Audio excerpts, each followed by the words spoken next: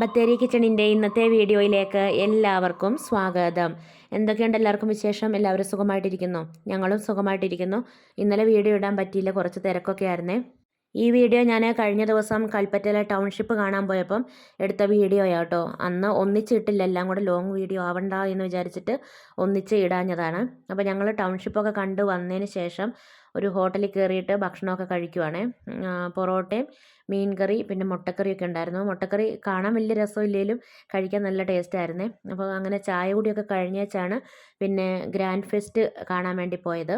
കൽപ്പറ്റ ബൈപ്പാസിൽ ടൗൺഷിപ്പിൻ്റെ അടുത്ത് തന്നെയാണ് ഈ ഗ്രാൻഡ് ഫെസ്റ്റ് ഉള്ളത്. 100 രൂപയാണ് ഒരാൾക്ക് ടിക്കറ്റ്. 7 വയസ്സിന് മുകളിലേക്കുള്ള കുട്ടികൾക്ക് ടിക്കറ്റ് എടുക്കണം.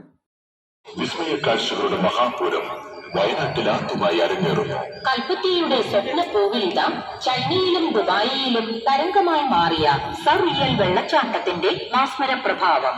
കൺമുന്നിൽ അതിശയകരമായ വെള്ളച്ചാട്ടം കാണുകയും സന്ദർശകരുടെ കരസ്പർശമേക്കാൻ ഞൊടിയിടയിൽ അപ്രത്യക്ഷമാവുകയും ചെയ്യുന്ന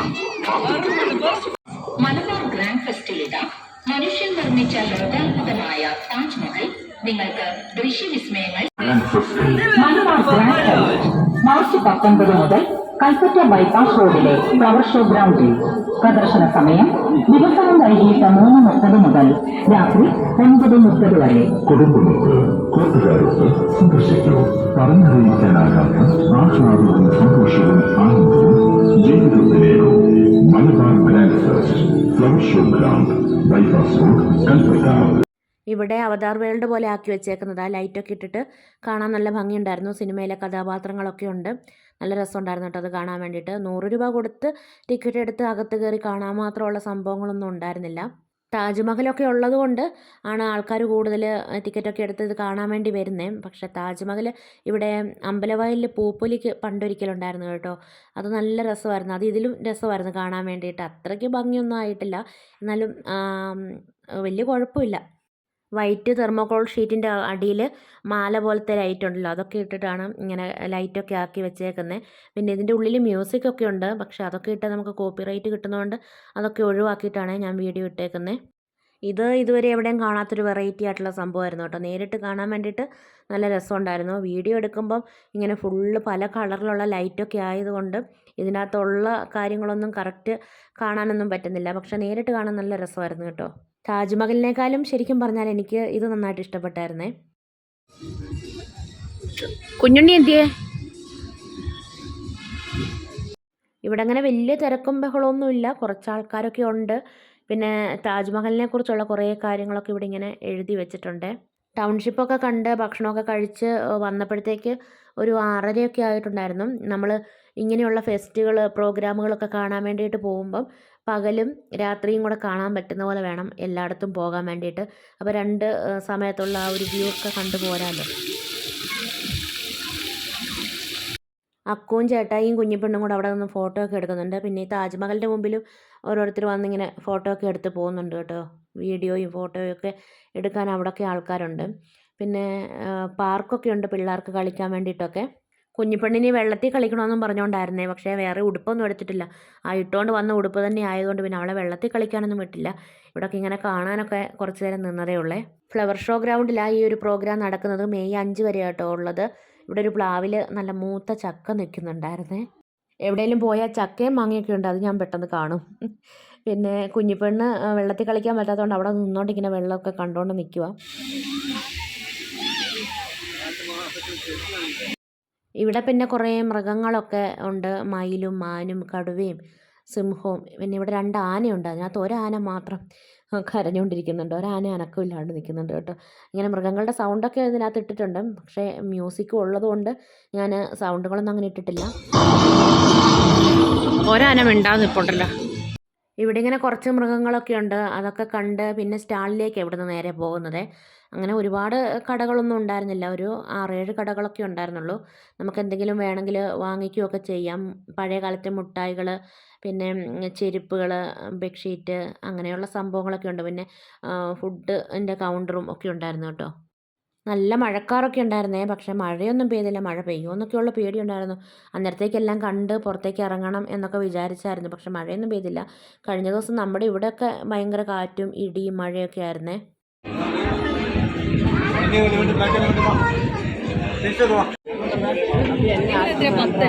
വീട്ടിൽ വന്നിട്ട് പിന്നെ കുറച്ച് മാങ്ങ അച്ചാറിടാൻ വേണ്ടി പോകുക. ഭയങ്കര പുളിയുള്ള മാങ്ങ ആയതുകൊണ്ട് ശകലം ഉപ്പൊക്കെ തിരുമ്മി ഇങ്ങനെ വെച്ചതായിരുന്നു കേട്ടോ, കിഴുത്തപാത്രത്തിൽ ഇങ്ങനെ വെച്ചതായിരുന്നേ. അന്നേരം അതിൻ്റെ വെള്ളം ഇങ്ങനെ ഇറങ്ങും. നമുക്ക് ആ വെള്ളം കഞ്ഞി കുടിക്കാനൊക്കെ നല്ലതാണ്, ചോറുണ്ണാനോ കഞ്ഞി കുടിക്കാനൊക്കെ. അതിനകത്ത് മുളകൊക്കെ പൊട്ടിച്ചിട്ട്, കാന്താരി മുളകൊക്കെ പൊട്ടിച്ചിട്ട് കഞ്ഞിയോ ചോറോ ഒക്കെ കഴിക്കാൻ നല്ല ടേസ്റ്റാണ് ആ വെള്ളം. അപ്പോൾ മാങ്ങ നന്നായിട്ടൊന്ന് പിഴിഞ്ഞും കൂടി എടുത്തു, ഭയങ്കര പുളിയുള്ള മാങ്ങ ആയതുകൊണ്ട്. എന്നിട്ട് അച്ചാറിടാൻ വേണ്ടിയിട്ട് നല്ലെണ്ണയിലേക്ക് കടുകൊക്കെ പൊട്ടിച്ചു. പിന്നെ പച്ചമുളക് വേണമെങ്കിൽ ഇടാം, ഇവിടുത്തെ മുളകിന് എരിവുള്ളതായതുകൊണ്ട് ഞാൻ പച്ചമുളകൊന്നും ഇട്ടില്ല. പിന്നെ മുളക് പൊടി ഒത്തിരി ഒന്നും എടുത്തില്ല, നല്ല എരിവുള്ള മുളക് പൊടിയാണ്. ഇഞ്ചിയും വെളുത്തുള്ളിയും കറിവേപ്പിലയും ഒക്കെ നന്നായിട്ട് മൂത്ത് കഴിഞ്ഞപ്പം ഇതിലേക്ക് മുളക് പൊടി, മഞ്ഞൾപ്പൊടി, ഉലുവാപ്പൊടി, കായം ഇത്രയും സാധനങ്ങൾ ചേർത്തിട്ട് നന്നായിട്ട് മൂപ്പിച്ചു. പിന്നെ ഉപ്പ് തിരുമ്മി മാങ്ങ ആയതുകൊണ്ട് ഉപ്പ് വേറെ ഇടണ്ട. വിനാഗിരിയും വേണമെങ്കിൽ മാത്രം ഒഴിച്ചാൽ മതി. ഞാനിപ്പോൾ വിനാഗിരി ഒഴിച്ചിട്ടില്ല, പുളിയുള്ള മാങ്ങയാണല്ലോ. മാങ്ങാച്ചാർ നമ്മൾ പല രീതിയിലും ഇടും. ഇത് എളുപ്പം ഇടാൻ പറ്റുന്ന ഒരു അച്ചാറാണ് കേട്ടോ. ഇത് കുറച്ച് സമയം മതിയല്ലോ ഇങ്ങനെ അച്ചാർ ഇടാൻ വേണ്ടിയിട്ട്. തീ ഓഫാക്കിയിട്ട് ആ മാങ്ങ ഇട്ടത്, എന്നിട്ട് നല്ലതായിട്ട് ഇളക്കി യോജിപ്പിച്ച് തണുത്തതിന് ശേഷം ഒരു കുപ്പിയിൽ ആക്കി വെച്ചാൽ മതി.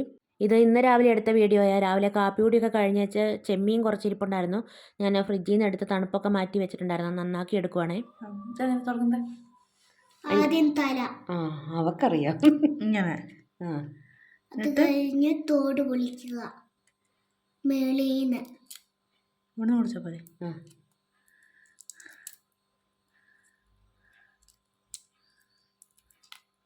മേളീന്ന് പൊളിച്ചിട്ട് വാല് വലിക്കുക. ഇങ്ങനെയാണോ? അങ്ങനെ തന്നെയാ. അവള് പറയുന്നത് ശരിയാ, അവൾക്കറിയാം. എൻ്റെ കൂടെ 24 മണിക്കൂറോ. ഇങ്ങനെ തെറ്റ്. ഇനി എന്നാ ചെയ്യേണ്ട കുഞ്ഞു? ഇനി ഈ തലേൻ്റെ ഇവിടെ ചെറുതായിട്ടിങ്ങനെ വലിക്കും. മിടുക്കി.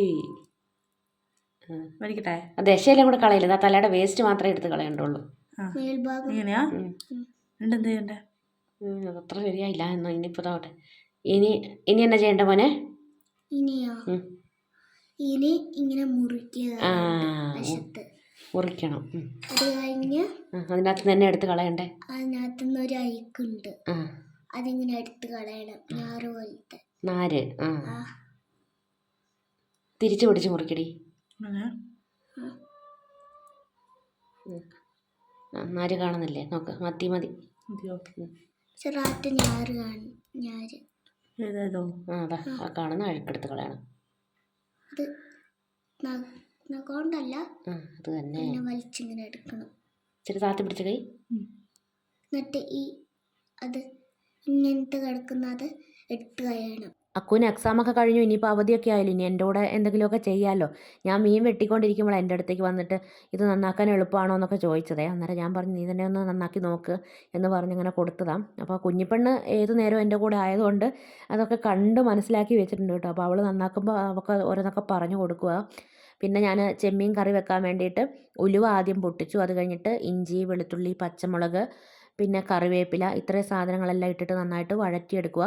സവാളയേക്കാൾ നല്ലത് ചെറിയുള്ളി തന്നെയാണ് ഇങ്ങനെ മൂപ്പിച്ച് കറി വെക്കാൻ വേണ്ടിയിട്ട്. തേങ്ങ കഴന്ന് പോയതായിരുന്നു, അത് ഞാൻ ചെറുതായിട്ട് മുറിച്ച് മിക്സിയിലൊന്ന് പൊടിച്ചതിന് ശേഷം അരച്ച് എടുത്തതാണ്. അതിലേക്ക് 2 ചെറിയുള്ളിയും പിന്നെ മുളക് പൊടിയും മഞ്ഞൾ പൊടിയും എല്ലാം കൂടെ ചേർത്ത് നന്നായിട്ട് അരച്ച് വെച്ചിട്ടുണ്ട്. തക്കാളി ചേർത്തു. തക്കാളി ഇച്ചിരി കൂടുതൽ വേണം, ഒരു വലിയ തക്കാളി എടുത്തിട്ടുണ്ട്. തക്കാളി കുറച്ച് ഏറെ എടുത്തിട്ടുള്ളത് കൊണ്ട് തന്നെ വളരെ കുറഞ്ഞ അളവിൽ വാളംപുളി എടുത്താൽ മതി, കൂടിപ്പോകരുത്. പുളി കൂടിപ്പോയാൽ മീൻ കറിക്കൊരു ടേസ്റ്റ് ഉണ്ടാവത്തില്ല കേട്ടോ. നമ്മൾ സാധാരണ മീൻ കറി വെക്കുന്ന പോലെയല്ല, ചെമ്മീന് ഒരു ലൈറ്റായിട്ടുള്ള പുളി മാത്രം മതി. ഇപ്പോൾ തക്കാളിയൊക്കെ നന്നായിട്ട് വഴന്ന് വന്നിട്ടുണ്ട്. അങ്ങനെ ഉടച്ചെടുത്തില്ല, ചെറിയ കഷ്ണങ്ങളായിട്ട് മീൻ കറി കിടക്കുന്നത് ഇവിടെ ഇഷ്ടമാണ്, അതുകൊണ്ട് ഞാൻ അങ്ങനെയാണ് കേട്ടോ വഴറ്റിയെടുത്തത്, വല്ലാതെ കുഴച്ചൊന്നും എടുത്തിട്ടില്ല. പിന്നെ പാകത്തിനുള്ള ഉപ്പും ചേർത്തതായിരുന്നു. ചെമ്മീനൊക്കെ ഇട്ട് അതിലേക്ക് പുളിവെള്ളവും കൂടി ഒഴിച്ച് വേവിക്കുക.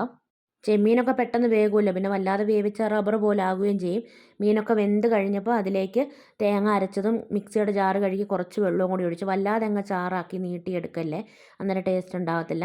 പിന്നെ തേങ്ങ ഒഴിച്ചതിന് ശേഷം ഒന്ന് തിളപ്പിച്ചു. അത് കഴിഞ്ഞിട്ടാണ് അതിലേക്ക് കറിവേപ്പിലയും കുറച്ച് പച്ച വെളിച്ചെണ്ണയും കൂടി ഒഴിക്കുന്നത്. ഇനിയിപ്പോൾ കടുക് വറക്കുകയും ചെറിയുള്ളി മൂപ്പിച്ചിടുകയൊന്നും വേണ്ട, പച്ച വെളിച്ചെണ്ണയും കറിവേപ്പിലയും തന്നെ മതി. അത് കഴിഞ്ഞപ്പോൾ മീൻ കറിയൊക്കെ റെഡി ആയിട്ടുണ്ട്. നല്ല ടേസ്റ്റാണ്. ഒരു അരമണിക്കൂർ ഇങ്ങനെ അടച്ച് വെച്ചതിന് ശേഷമാണ് വിളമ്പേണ്ടത്. അപ്പോൾ ഇന്നത്തെ വീഡിയോയും വിശേഷങ്ങളൊക്കെ ഇവിടെ നിർത്തുകയാണ്.